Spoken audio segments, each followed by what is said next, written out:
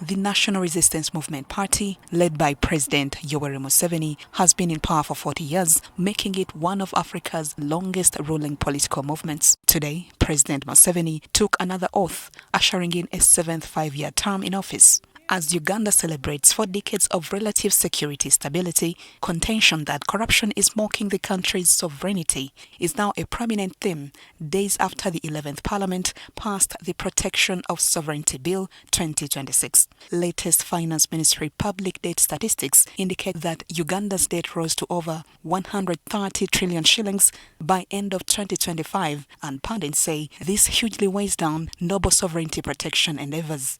Analysts contend that rampant internal corruption is the actual threat to national dignity and development. Instead, the corrupt people who tamper with our sovereignty, they cause us to be ruled, because when they take our money, the money which is borrowed, then it begins to undermine our sovereignty, because you cannot dictate over another country, not to dictate over you, when the other day you borrowed 2 trillion, you misused it.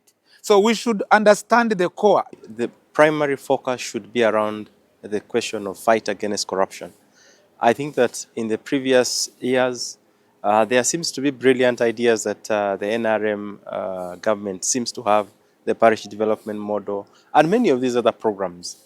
But they fall short of the question of corruption.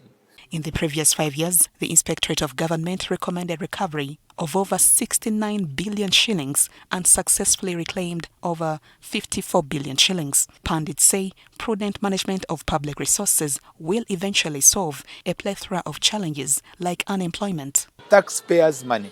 The institutions, the IGG, should be what they should be empowered and not be interfered with. The presidential commitment, especially who is the head of state, even with initiatives which are under his office, look at the Anti-Corruption Bureau under his office. It should be realistic to how other comparative studies we have, where the corrupt may pay the cost.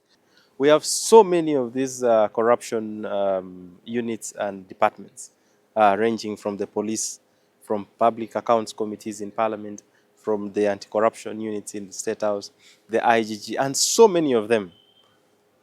But the direct trickle down in terms of being able to address the problem, it seems not to be there. My thinking is that as it is, power seems to be centralized within the executive and specifically the presidency. And so if the president does not come out very firm in ensuring that the question of corruption is addressed heads on, and there is clear commitment from his side, I think that we may not make so much. The President of the Republic of Uganda has directed that we must aggressively fight corruption. When he held a session with MPs in Chankwanzi, he was so unequivocal on corruption in the parliament, which he wants to be ended.